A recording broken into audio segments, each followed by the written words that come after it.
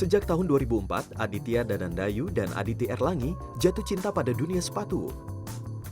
Meski berlatar belakang pendidikan sarjana teknik, Danan dan Aditi tak menyurutkan langkah untuk meramaikan persaingan produk sepatu di tanah air. Hasrat mereka pada dunia wirausaha pun membuat keduanya memiliki dua brand fashion, Kasia dan Bird & Ozil. Kasia dinakodai Aditi, sedangkan Bird & Ozil dipimpin oleh Danan. Bird & Ozil merupakan sepatu pria dengan ciri khas motif grafir. Sebenarnya awal munculnya nama Berg and Ozil, kalau nggak salah Berg ini salah satu kota di Eropa ya. Iya. Ozil ini pemain bola, bukan begitu? Bukan sih, Bukan jadi ya? ceritanya gini, dulu saya pengen menciptakan brand, tapi brandnya pengen dikenal sebagai sebuah nama. Jadi bukan arti, tapi nama seseorang, walaupun namanya seseorang itu fiktif, Berg sama Ozil. Gitu. Oh, Cuman oke. nama Berg itu tuh saya nonton film, ada satu kota di Norwegia namanya Berg. Oh, di Norwegia? Iya, di Oke. Norwegia. Saya pikir namanya lucu juga nih untuk nama brand. Tapi masa cuma Berg sendiri gitu. Jadi apa ya itu lagi? Saya browsing, kira-kira apa ya namanya yang unik gitu. Saya cari artinya juga. Kebetulan dulu nama Ozil muncul. Setelah saya cari artinya dalam bahasa apa saya lupa. Iya. Kebetulan nama artinya kreatif. Oke. Ya udah saya putusin Berg & Ozil gitu. Oh. Respon positif pun mengalir dari sejumlah teman. Namun, menuai sukses dalam berbisnis bukanlah pekerjaan yang dapat dilakukan dalam semalam. Pada awal kemunculannya, Berg & Ozil baru mendapat pesanan rata-rata 10 pasang sepatu per minggu. Anda kan menciptakan prototipe. Betul. Nah, itu awalnya menghabiskan modal berapa untuk satu pasang sepatu yang Anda pakai pada saat itu? Kalau prototipenya dulu karena bahannya saya dari kulit, kebetulan kulitnya juga yang sudah ada, jadi untuk prototipe sih kurang lebih masih di bawah 500.000 lah. Di bawah 500.000-an ya? Untuk satu model ya, Ha-ha. karena kita harus potong polanya, Iya. berulang kalau misalnya polanya salah dipotong lagi, Oke. harus berkali-kali gunting lah. Kemudian tanggapan orang-orang ataupun teman, orang terdekat ketika melihat Anda menciptakan sepatu ada grafir kulitnya seperti apa pada saat itu? Nah, menurut mereka kalau misalnya grafir, Hah? hal yang langsung muncul di benak mereka tuh, wah bisa di custom sesuai yang gue pengen nih. Gitu. Misalnya mau nama, mau gambar, bisa langsung dibikin. Langsung dibikin. Dan prosesnya nggak susah. Setelah sukses memperkenalkan merek Berg & Ozil, Danan pun bergerak cepat untuk mempromosikan produk yang lebih luas lagi. Media sosial menjadi andalannya dalam berpromosi. Strategi di sosial media seperti apa? Mungkin biasanya kita endorse artis-artis, mengikuti acara-acara yang lagi tren, kayak event-event yang lagi digemari anak muda kali ya. Pameran seperti Iya. itu ya? Oke, dan akhirnya penjualan pada saat itu meningkat ya? Meningkat, dari ya. 1 menjadi Alhamdulillah 300 meningkat, langsung iya. ya? Oke. Nah, waktu itu Anda sendiri bekerja bersama siapa sih? Punya staff? Dulu kalau untuk gini karena kita awalnya kayak proses sepatu ini hand stitch, jadi staffnya awal sih saya sendiri karena saya jahit sendiri juga. Ketika saya mulai kewalahan, jadi saya cari orang lagi, jadi ngetrain orang lagi untuk bisa hand stitch karena nggak semua orang mau melakukan pekerjaan hand stitch. Oh, kenapa? Mungkin mereka merasa lebih praktis dengan mesin kali ya. Padahal kalau dengan mesin kualitasnya masih di bawah yang hand stitch. Berawal dari sepatu custom, kini Berg & Ozil sudah masuk ke tahap produksi massal. Berkat ketekunannya, setiap bulan sekitar 3.000 pasang sepatu mampu diproduksi Berg & Ozil. Tidak hanya di pasar dalam negeri, produk sepatu yang dapat dibuat sesuai keinginan ini juga diminati pasar mancanegara dengan rentang harga Rp600.000 hingga Rp6 juta. Paling jauh itu, maksud saya paling banyak itu pesanan dari negara mana sejauh ini? Kalau yang dekat-dekat sih mungkin Australia kali ya, paling Australia. dekat soalnya. Paling kalau Asia, Jepang, Singapura, Malaysia, baru segitu sih kalau di Asia ya. Baru segitu ya? Kalau di Eropa mungkin ada Belanda, Itali, sama kalau di Amerika mungkin Meksiko, Los Angeles. Oh, sudah sampai Sudah, sana ya. juga ya? Nah, tapi Anda ketika memutuskan, nah ini kan latar belakangnya teknik dong. Teknik industri, ya. Seorang insinyur gitu Iya. ya, industri, dan kemudian beralih ke dunia wirausaha, menciptakan sebuah sepatu. Iya. Apa tanggapan orang tua pada saat itu ketika Anda beralih untuk mengambil dunia bisnis? Nah, kalau orang tua sih memang saya dan adik saya dari kecil diajarkan atau mungkin diarahkan kali ya, diarahkan untuk usaha bukan untuk bekerja. Jadi dari kecil dilatih, kamu mending usaha aja deh, jangan usah kerja. Gitu. Selain terus menjaga kualitas, Danan kini juga membuka kerjasama memasok sepatu untuk merek lain. Jadi sekarang sudah berdiri dengan berapa karyawan, Danan? Kurang lebih 30-an lebih lah. 30 lebih karyawan ya. Nah, itu pada saat pemilihan karyawan sendiri Anda melakukan training khusus atau mereka semua memang sudah punya background pembuatan sepatu sebelumnya? Kalau untuk sepatu sih mereka punya background sepatu sebelumnya. Oh, punya background sebelumnya. Cuman kita punya spesifikasi khusus, jadi kita ajarkan lagi sesuai dengan spesifikasi kita. Oke. Cerita rugi Anda ini seperti apa sih? Kan nggak mungkin bisnis semuanya menyenangkan dong. Iya. Kan? Apa tuh cerita paling membuat Anda masuk sebagai cambuk juga untuk tidak terjadi lagi ke depannya, apa sih? Kalau kerugian sih mungkin dari sisi bahan kali ya. Bahan kadang-kadang kita ketika pesen datang ternyata banyak cacatnya atau udah kadaluarsa, jadi kulitnya udah nggak bisa dipakai lagi, ya itu udah langsung jadi scrap, Nggak bisa diapa-apain lagi. Mungkin paling kita gunakan sebagai bahan untuk prototipe kali ya. Oh. Sekarang untuk mengantisipasi supaya bahan tersebut sampai dengan baik, itu seperti apa? Sampai dengan baik, jadi kita handpick sekarang. Oh, Jadi kalau jemput kayak gitu, bola jemput gitu langsung ya? ya. Dipilih langsung, jadi untuk meminimalisir hal-hal begitu lah. Dan itu cukup berhasil? Cukup berhasil ya. Oke. Danan turun langsung dalam mendesain sepatu Berg & Ozil. Koleksi model Oxford yang minimalis dengan nuansa klasik menjadi produk terlaris. Dalam sebulan, seri Oxford laku 300 hingga 500 pasang.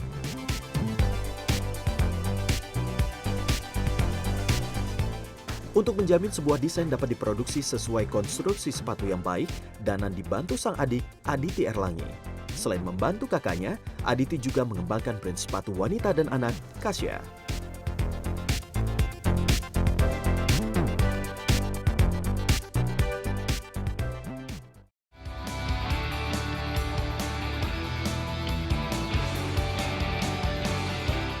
Punya anak tuh apa-apa buat anaknya kan, jadi mereka suka pengen beli sepatu, sedangkan sepatu yang di luaran sana dengan tipe yang seperti ini itu cukup mahal, branded dan mahal.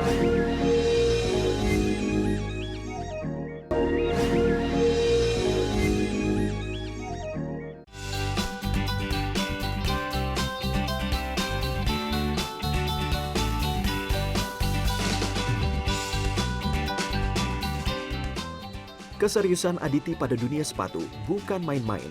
Sebelum membangun brand Kasia, Aditi sudah mulai menciptakan sepatu sejak sekitar 12 tahun lalu.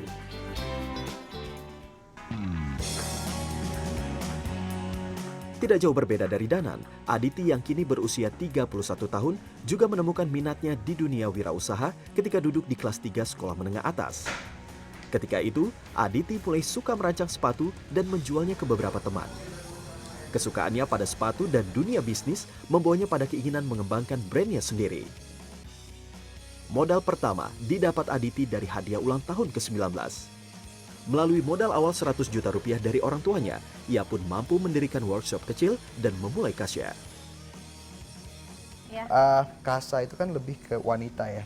Apa sih ciri khas yang Anda bentuk atau yang Anda lekatkan di balik brand Kasa ini sendiri? Kalau brand Kasa khususnya untuk wanita girly sebenarnya dan sophisticated. Jadi saya pengen membuat sepatu yang long lasting dan bisa dipakai kapan aja. Oke. Gitu sih. Ide itu munculnya dari mana? Munculnya sebenarnya terinspirasi dari gaya saya sendiri. Oke, iya. Iya, soalnya saya bukan nggak suka sih, saya nggak terlalu ngikutin tren gimana, tapi saya pengen sepatu tuh yang bisa masuk tren kapan aja. Ya bukan berarti saya nggak ngikutin tren masa kini ya, itu selalu adalah unsur itu selalu dimasukkan. Cuman ya gaya saya tuh lebih simple, sophisticated. Ya itu sih yang bisa masuk kemana aja tanpa seorang wanita tuh nggak akan merasa salah saltum atau salah sepatu gitu. Long lasting. Ini ketika Anda memutuskan untuk menciptakan brand Kasha dengan konsep desain yang seperti Anda katakan tadi, itu yang mendesain pertama kali Anda sendiri? Iya betul. Betul. Terus memperkenalkannya ke orang-orang sekitar sampai akhirnya mereka juga tertarik seperti apa? Awalnya lewat teman-teman, terus lewat semacam apa ya, influencer lah gitu ya, influencer yang ada di Bandung dulu deh. Setelah itu ya saya selalu research, brainstorming sebenarnya apa masyarakat menerima ini tuh seperti apa, dan dari situ ternyata ya alhamdulillah cukup diterima ya. Ya udah dari situ kita kembangkan.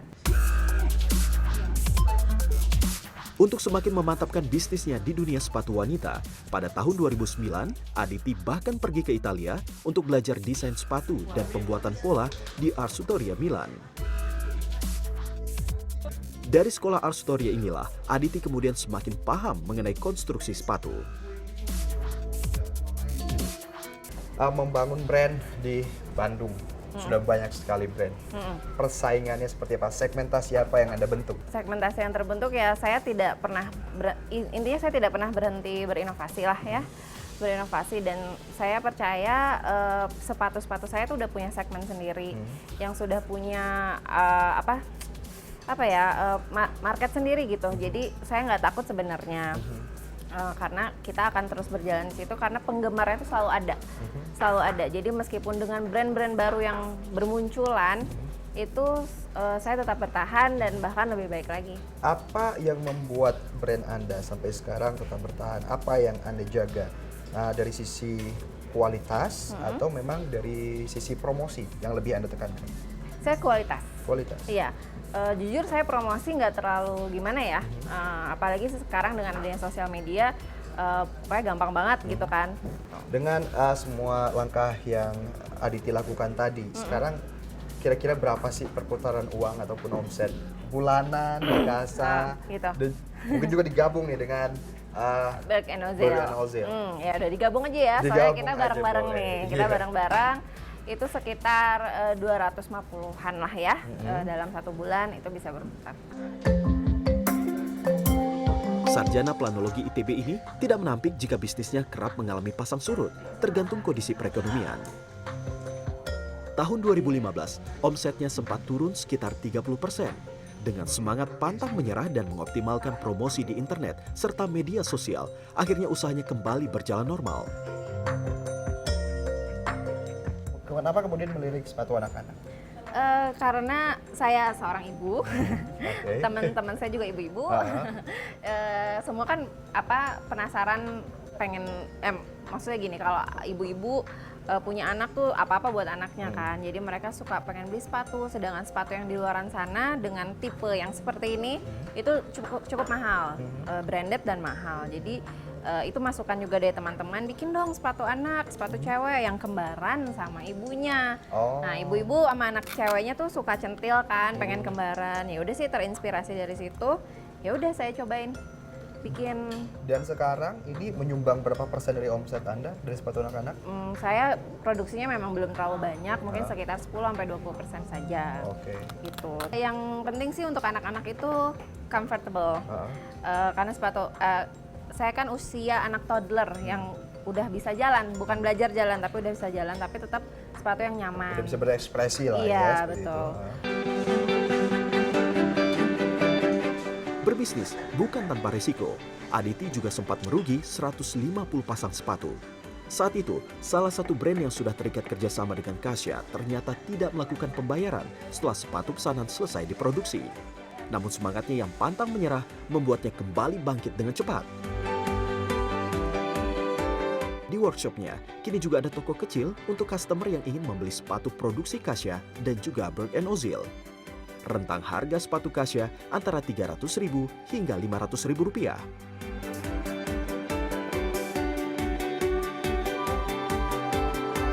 Sama nyaman, begitu dipakai terus kayak yang flatnya dipakai tiap hari juga enak. Terus nomornya ada karena saya nomor kakinya kecil, di sini kebetulan sampai nomor 35 ada.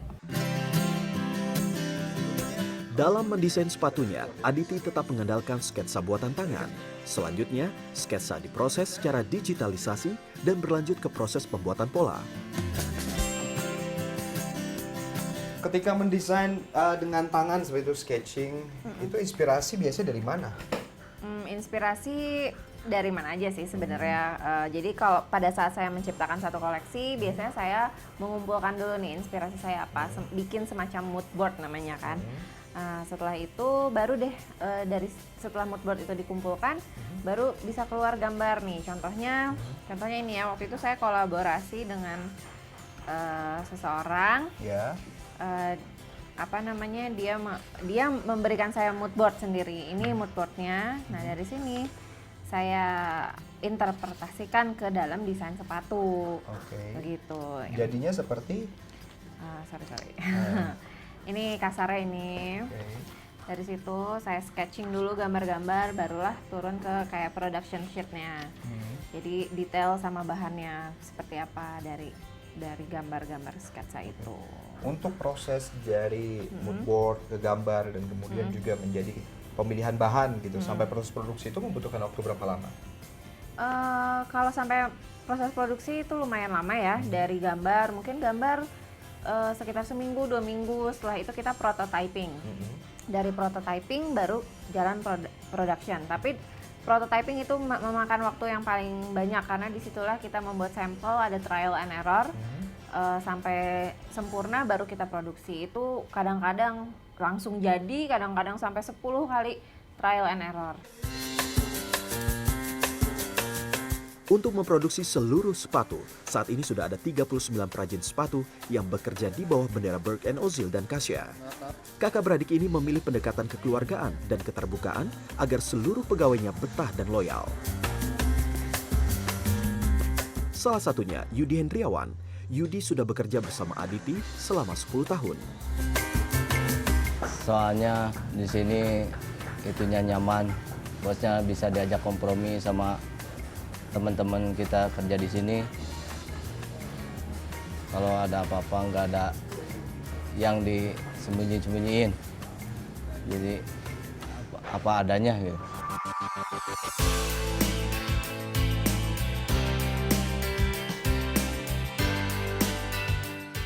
Dalam setahun, Kasia mengeluarkan 2 koleksi. Namun ciri khas girly sophisticated dan juga long lasting tidak hilang dari setiap produknya.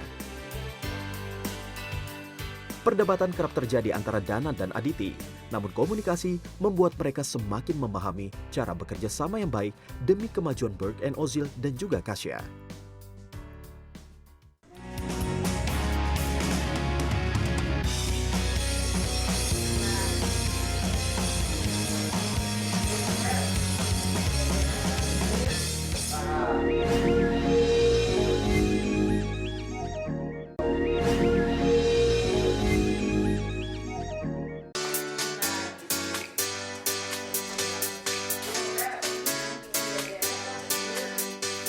Sebagai kakak beradik yang menjalankan bisnis bersama, silang pendapat juga mengisi hari-hari Danan dan Aditi. Dalam bisnis, Danan bertanggung jawab mengembangkan produk, sementara Aditi berperan memastikan proses produksi berjalan lancar. Kalau Danan sendiri, udah melirik lini bisnis baru seperti itu mungkin? Saya sih sementara ini masih bergerak di leather goods, cuman sekarang bidangnya kan mungkin barang-barang kecil, nanti mungkin saya pengennya ke barang-barang lebih besar, mungkin ke interior, kayak sofa, kayak barang-barang yang berhubungan dengan interior aja, mungkin untuk home appliance macam-macam.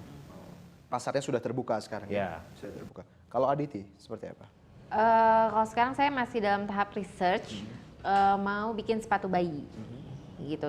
Kalau yang ada sekarang kan anak-anak toddler ya, 2 tahun ke atas. Kalau yang sekarang bayi umur 0 sampai 1 tahun. Tapi masih dalam tahap research. Masih dalam tahap research. Nah, Anda berarti mungkin masih searah ya, masih di fashion ya, masih di sepatu ya. Apa kemudian yang membuat Anda tetap terus mengembangkan lini bisnis sepatu ini sampai dengan sekarang? Mungkin karena saya sudah mengenal dunianya ya, saya udah terlalu nyaman mungkin. Jadi saya udah tahu sumbernya gimana dan teknik-tekniknya. Jadi ya lebih mudah mungkin bagi saya. Nggak mau susah. Berarti ingin memantapkan terus ya Iya. yang udah ada sekarang. Nah, Danan, kalau kita berbicara mengenai bisnis yang kalian geluti sekarang ini, sebenarnya kalau dilihat dari latar belakang pendidikan, Anda berdua kan bukan dari latar belakang bisnis ya sebelumnya ya, tapi kemudian lebih memilih ini. Sebenarnya yang Anda cari itu apa sih? Apakah sebatas uang atau juga mungkin bisa pengalaman baru bertemu orang? Seperti apa ketika Anda mengambil switching jalur gini, pindah dari latar belakang pendidikan yang berbeda dengan apa yang Anda tempuh saat ini? Kalau saya sih sebenarnya mengerjakan apa yang saya suka. Jadi karena saya senang dengan barang-barang kulit, saya enjoy mengerjakannya. Jadi kebetulan bisa mencari uang dari situ, kenapa tidak dijalankan gitu.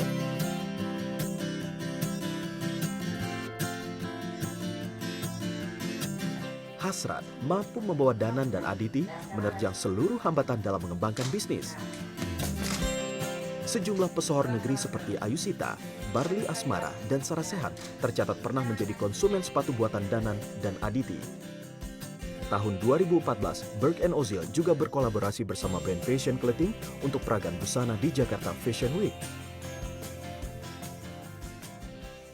Sebagian orang mungkin menilai memulai brand sepatu dari wilayah Bandung ialah hal yang cukup mustahil. Terlebih di sini, di Cibaduyut sudah terkenal sebagai tempat memproduksi sepatu yang cukup diperhitungkan baik di Indonesia maupun di mancanegara. Namun Danan dan Aditi tidak gentar mewujudkan ide mustahil mereka di dalam Berg & Ozil dan juga Kasa, yang saat ini juga mampu meramaikan persaingan sepatu di tanah air dan juga mampu bertahan dari persaingan tersebut. Wilayah ini tetap dijadikan tempat mereka untuk mendapatkan material terbaik untuk diolah menjadi sepatu-sepatu terbaik pula oleh Danan dan juga Aditi.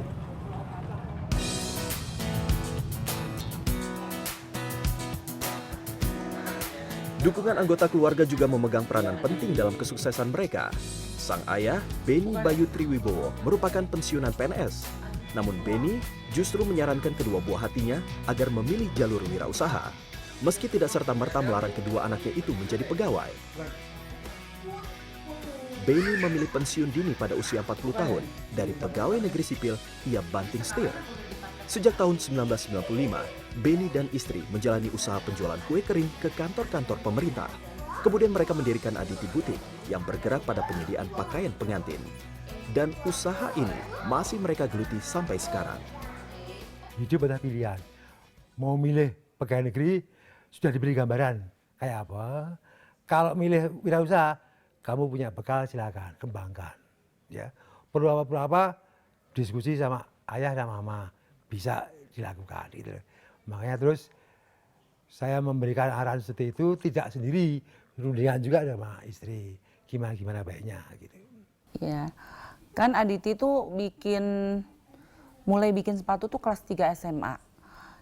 Kelas 3 SMA tuh dia bikin tapi maklun ke orang lain. Dan itu sangat terikat, kadang-kadang tidak sesuai dengan rancangan dia gitu ya. Pada akhirnya kalau memang dia passionnya di situ, maksudnya tuh minatnya di situ, ya kami juga dengan sangat senang untuk membekali dia dengan pengetahuan tentang sepatu. Setelah selesai kuliahnya di Planologi TB, kita berangkat ke Italia mencari sekolah sepatu yang terbaik di Italia. Orang tua Danan dan Aditi mengakui persaingan brand sepatu made in Bandung memang sangat ketat. Untuk itulah sejumlah strategi marketing masih menjadi pekerjaan rumah bagi Aditi dan juga Danan agar mampu berkembang lebih baik lagi. Salah satu langkah yang diinginkan oleh Ida dan Beni untuk kesuksesan kedua anaknya adalah kualitas sepatu yang terus terjaga. Seperti prinsip pakar marketing dunia Philip Kotler, iklan terbaik adalah kepuasan customer.